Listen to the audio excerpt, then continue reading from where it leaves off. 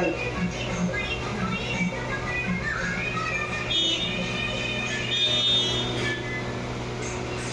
இன்னமும் ஒரு பிளான் வைக்கலாம். இதுக்கு அடுத்தது இன்னொன்னு ஆரம்பிக்கும். இன்னொரு பிளானியா வைக்கலாம். ஒன்று ஒன்றா நிறைவேற்றிக்கலாம். ஃபர்ஸ்ட் இது முடிக்கிட்டோம், அப்புறம் அதை பார்த்துக்கலாம்னு நினைக்கலாம். அதனால வார்த்தையில் உச்சரிப்பு கவனம் தேவை.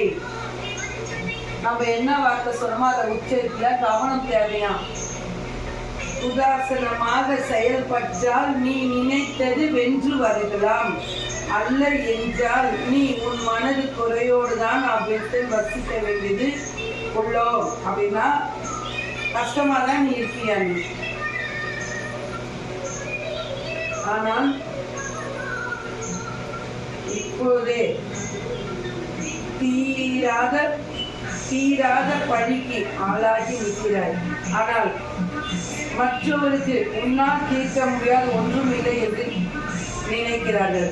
ஆனால் இப்போதைக்கு உன்னால் ஒன்றும் செய்ய இயலவில்லை. ஆமாவா?